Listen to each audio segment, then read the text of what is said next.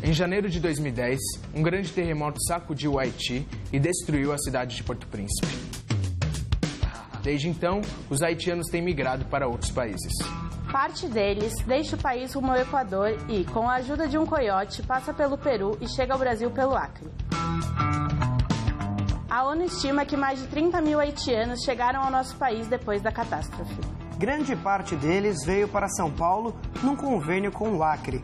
Após desentendimentos entre os estados, o envio de haitianos foi suspenso pelo governo federal. O Vem Comigo de hoje discute a questão do imigrante na cidade de São Paulo.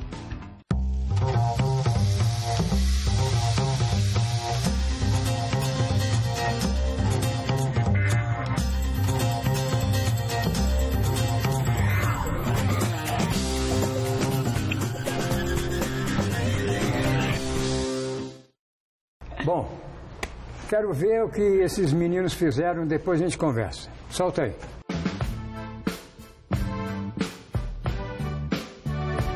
Estamos aqui na Missão Paz, na Liberdade, onde estão abrigados diversos imigrantes, em sua maioria haitianos.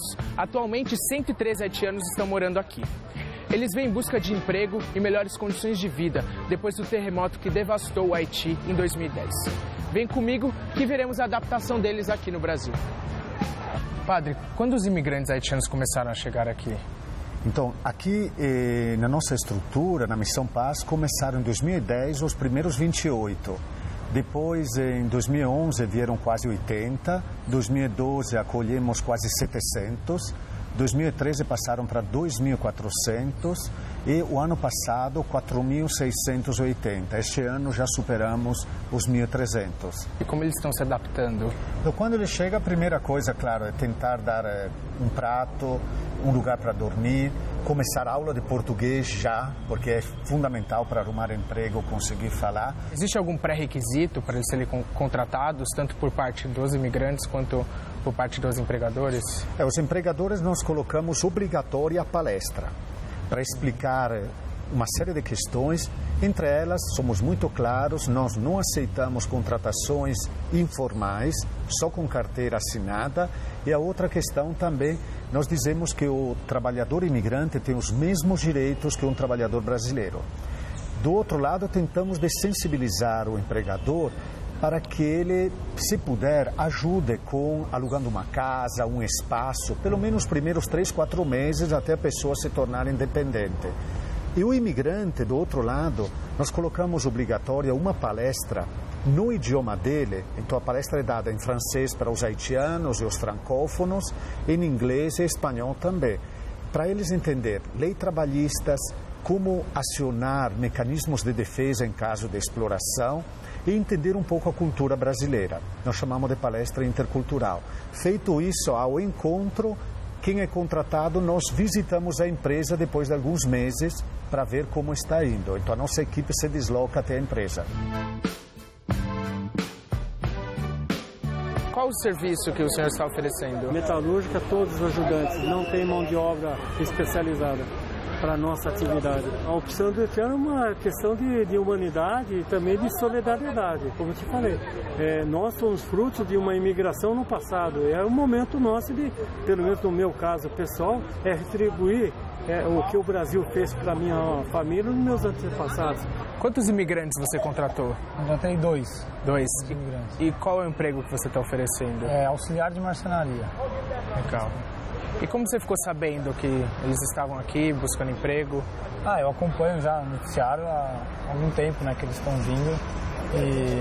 E aí nas últimas semanas também vi outras notícias, a gente estava precisando aumentar o quadro de funcionários e nós decidimos dar oportunidade. Na verdade decidimos vir para conhecê-los, para ver quem são, né, o que pretendem, e aí já aproveitamos e contratamos 2. E qual é a média de tempo para eles arranjarem um emprego? Olha, o ano passado era muito mais rápido. O ano passado, em uma base de 15 dias, 20 dias, arrumava o emprego. Este ano já muda para 1 mês e meio, mais ou menos. Quais são os trabalhos mais procurados? Atualmente é a área de serviços. Se 3 anos atrás era a construção civil que alcançava 61% dos contratados, agora está 5%. Diminuiu muito. Hoje em dia, o grande eixo que está atraindo é serviço, então limpeza, todas estas áreas, restaurantes, hotelaria, e depois tem outros tipos de trabalho. Qual é o serviço que você está oferecendo? É para auxiliar de confeitaria. É o salário da base de categoria, vale refeição, vale transporte, contrato, né, carteira assinada e aprendizado, né? Porque o chefe é francês e pode ensiná-los uma profissão. Ele veio para arrumar emprego no Brasil, porque para arrumar emprego lá é muito mais difícil no Haïti. Les gens sont très gentils, ils m'apprécient très bien, ils sont toujours en souriant et j'aime ça. E je suis à l'aise de vivre ici. Ele falou que ele via pela televisão, né? E a imagem que ele teve realmente é a mesma, achando as pessoas sorridentes, que estão acolhendo ele super bem, ele está contente de estar aqui. E como funciona a ajuda que vocês recebem? Então, nós temos, como igreja, colocamos a quantia maior de dinheiro, quase 850 mil reais para esta estrutura por ano. E depois também tem doações que chegam aqui. Então, tem doações, às vezes, em alimentos, material de limpeza. Então, tudo isso ajuda a manter esta estrutura onde realmente chegamos a gastar 1.200.000, 1.300.000 por ano. Qual a ajuda que a Prefeitura de São Paulo oferece para eles aqui? A partir de fevereiro começou a faltar água. Então, as equipes de voluntários que preparavam a comida, não tendo água, não tínhamos como preparar a janta. Então, pedimos para a prefeitura começou a dar marmitex e, uma certa altura, doou também 200 cobertores para ajudar. Você vê que eles passam por algum tipo de preconceito por parte dos empregadores ou relatos deles?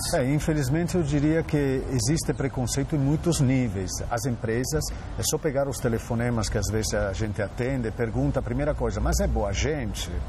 Mas é gente de confiança? Mas são violentos? Cada pergunta, gente que nem mereceria resposta. Então, eu costumo dizer, como tem brasileiro bom e brasileiro ruim, é a mesma coisa. Quer dizer, é gente, é ser humano.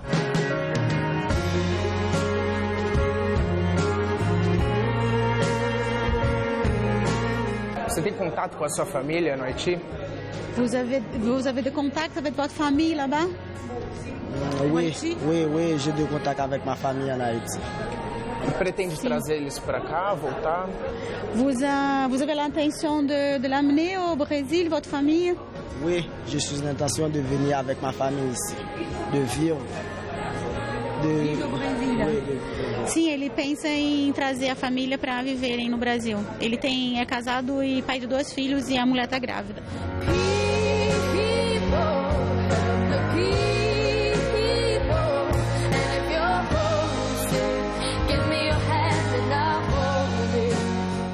A pergunta foi bem feita, né? Sobre a história do preconceito.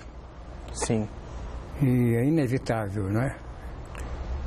Existe um racismo generalizado no ser humano. Não só racismo, como a xenofobia também, né? Sim. Que eles relatam muitos que às vezes passam pelas ruas e o pessoal grita, falando para voltar para o país deles, que aqui também não tem emprego. É complicado mesmo. Até isso que o padre disse sobre perguntarem se é boa gente. Muitas pessoas chegam lá, eles têm essa palestra e aí eles falam que eles trabalham com a lei. Então, para pagar o salário que eles merecem, são pessoas. E aí muitos dos empregadores saem da palestra e desistem, porque vão lá dispostos a pagar um salário desumano e com não pagar os desumanas. impostos, né? E foi bem forte para lá assistir como eles estão vivendo, onde eles estão ficando, pelo que eles estão passando, porque eu já tinha assistido as reportagens, mas ir lá e ver isso é completamente diferente, né? O que me preocupa agora é o tempo em que essas pessoas vão conseguir um emprego.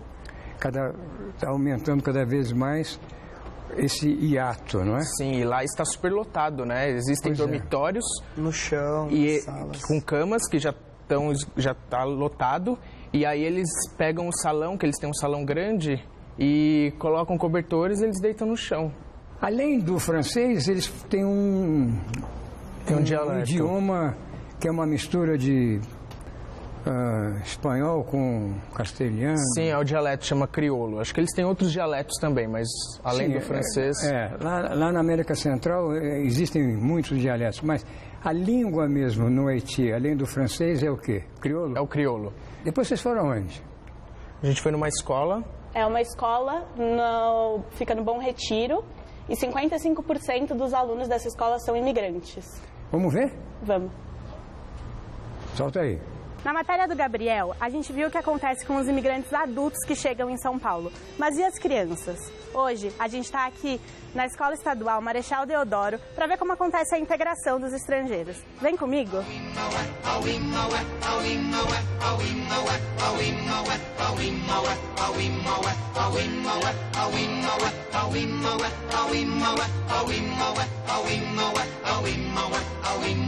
Diretora, hoje, quantos são alunos estrangeiros na escola? Em torno de 55% dos meus alunos são estrangeiros, uma média de 300 e alguma coisa assim. E como acontece a interação entre esses alunos estrangeiros e os alunos brasileiros? Por serem crianças, né, é uma interação, eu diria que normal. As crianças umas ajudam as outras, porque a gente sabe que preconceito mesmo, ele vem do adulto, né? Mas, então as crianças, elas agem de maneira natural, elas umas conversam com as outras, explicam, qualquer dúvida elas explicam, né?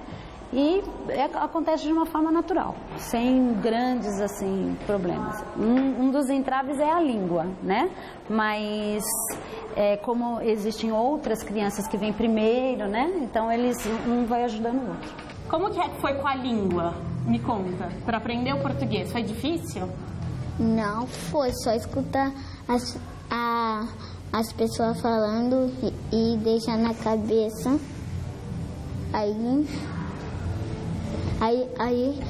Aí se aprende. Você tá aqui desde quando? 2014. 2014. Você chegou aqui ano passado. No começo do ano ou no fim do ano? Começo do ano. Começo do ano. Você fala que língua? Falo francês. Você veio de que país?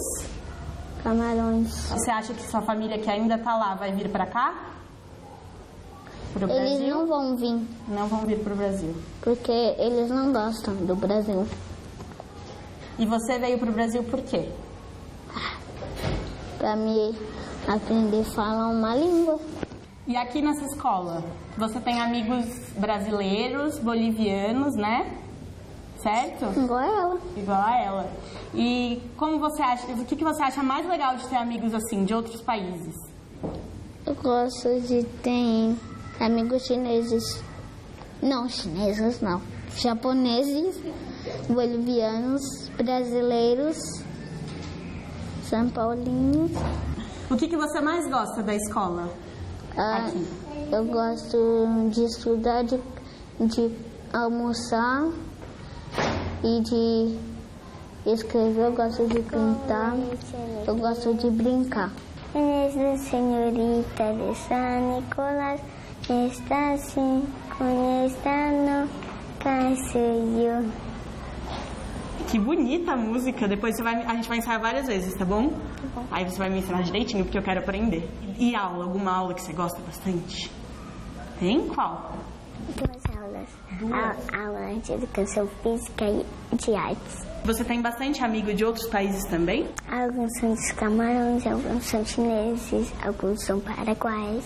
E você quer ir pra Bolívia um dia, voltar pra lá? Você tem vontade? Eu não sei, minha mãe que sabe, ela falou que quando acabar esse ano a gente pode ir na Bolívia ou ficar aqui. Essa questão da língua, há alguma preocupação da escola com aulas específicas para os estrangeiros?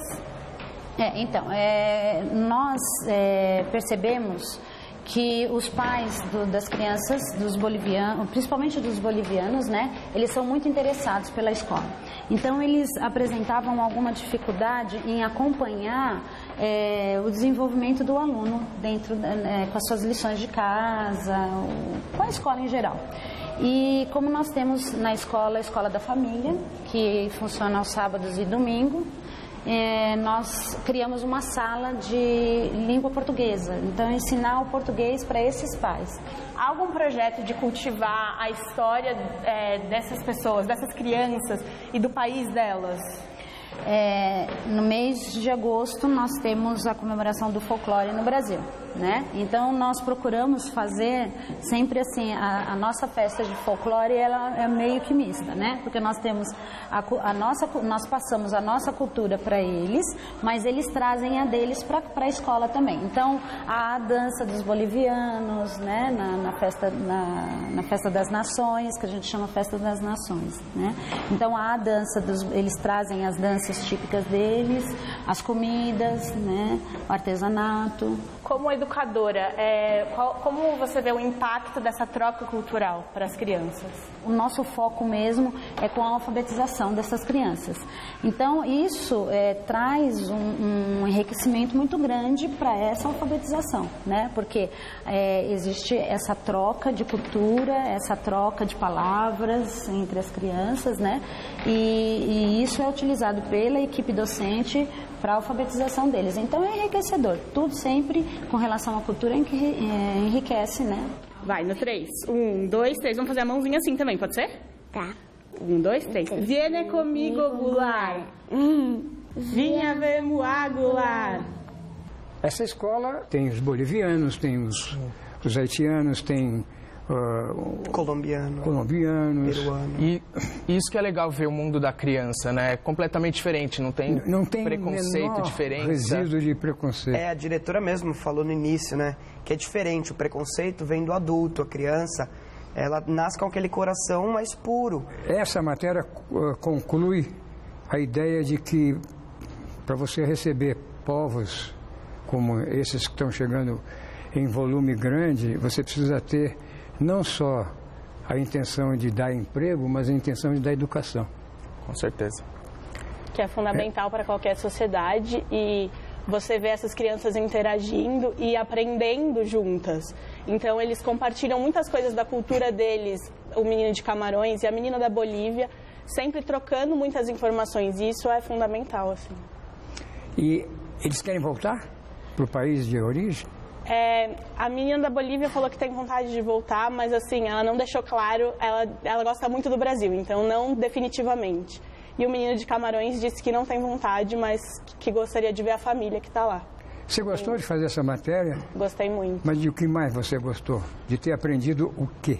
Eu gostei principalmente de ter visto como as novas gerações, comparando com esses haitianos que estão chegando aqui agora, adultos, como as novas gerações estão se adaptando no Brasil, porque essas pessoas que estão chegando, esses imigrantes, eles vão deixar um legado, filhos que vão nascer no Brasil ou trazer crianças junto com eles, como que está sendo com essas crianças, assim, porque deu para eu ter uma projeção do futuro, assim. A diretora da escola depois estava falando pra gente que eles são melhores amigos e são de continentes totalmente diferentes. Uma é da América e outra da África. Eu senti muita esperança também, assim, Goulart, porque uma vez eu escutei uma frase de que se a gente tivesse um amigo em cada lugar do mundo, não haveria guerra. Se todo mundo conhecesse uma pessoa de cada lugar do mundo, porque você não tem coragem de guerrear contra alguém que é seu amigo. Então, ver essas pessoas interagindo me deu muita esperança, além de tudo. Eu vou mostrar para vocês uma reportagem que eu fiz, linkada a esse assunto. Tudo começou com a chegada do Cassato Maru, na minha ótica da reportagem, mas aí descobriu outro universo lá no museu. Fantástico. Querem ver? Sim. Solta aí.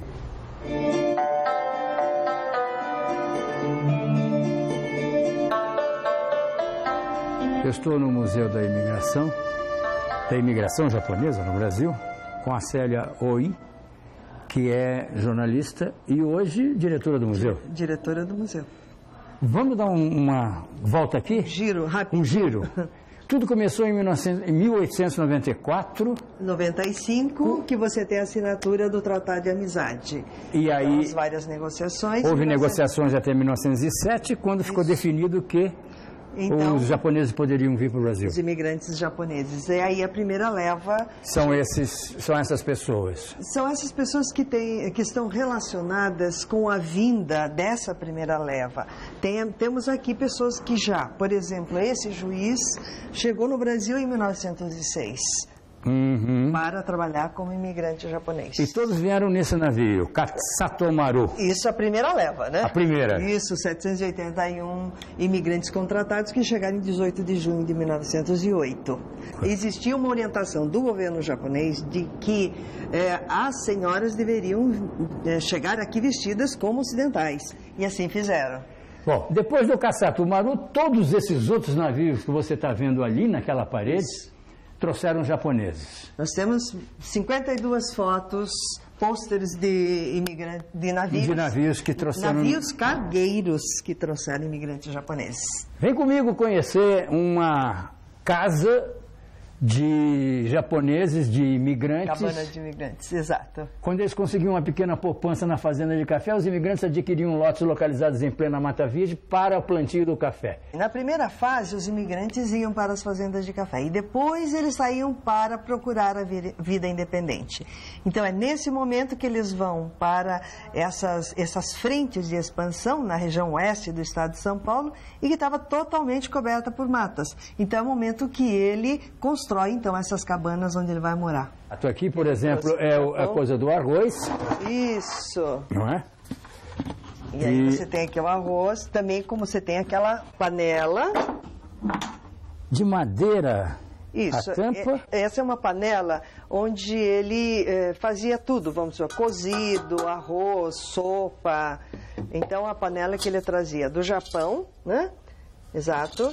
E aí, daquele outro lado, você tem a panela de ferro já brasileira, né? Vamos dizer assim, né? Convivendo em harmonia. Exatamente. A questão estudo, a educação, era bastante estimulada entre os imigrantes japoneses, né? Então, você tem aqui um tipo de um altar dedicado a... Esse altar, ele é ao típico. Culto, típico, dedicado ao culto ao imperador. Tá? Ao culto ao imperador, Sim, nada a ver com Buda. Não, senhor. Tanto que você pode encontrar aí a fotografia deles.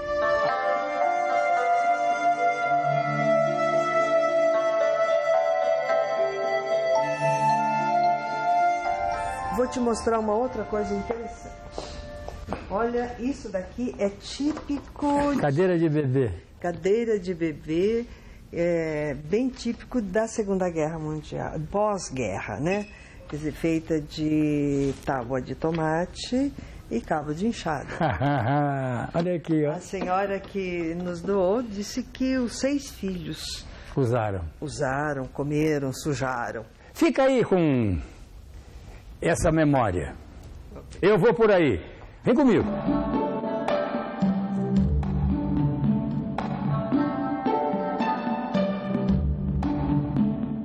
Eu tenho a informação de que você já foi um imigrante uma vez na sua vida, quando você esteve nos Estados Unidos. Sim. Eu queria saber como é o lado do brasileiro, quando ele tá... Como foi a receptividade?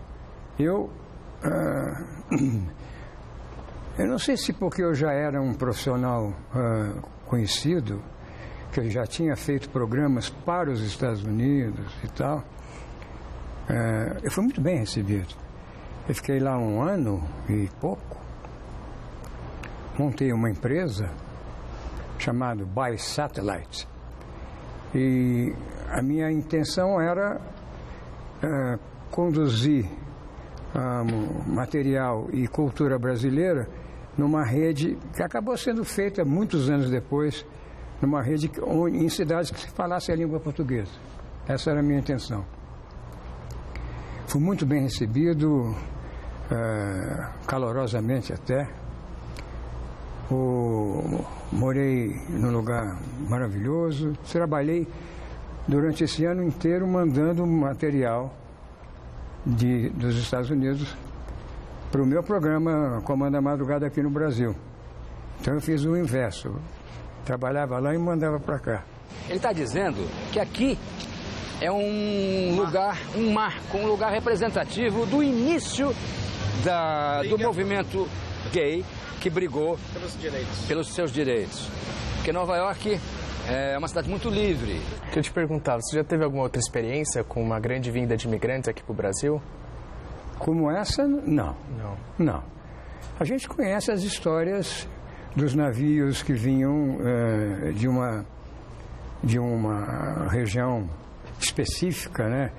Como o Kassato Maru, que trouxe uma porção de japoneses, os navios que trouxeram os italianos, os alemães, que se constituíram uma nova Brasil lá no sul do país, não é?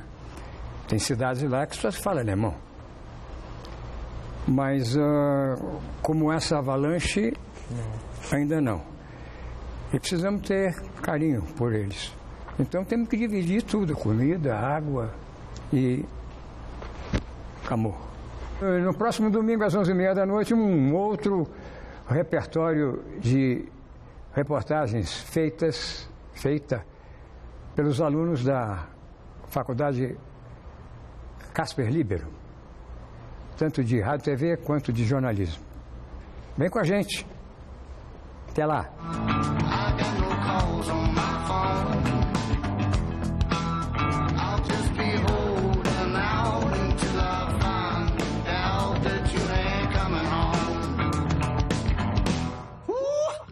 Confira as previsões dos signos no Revista da Cidade. Nesta segunda, 11 da manhã.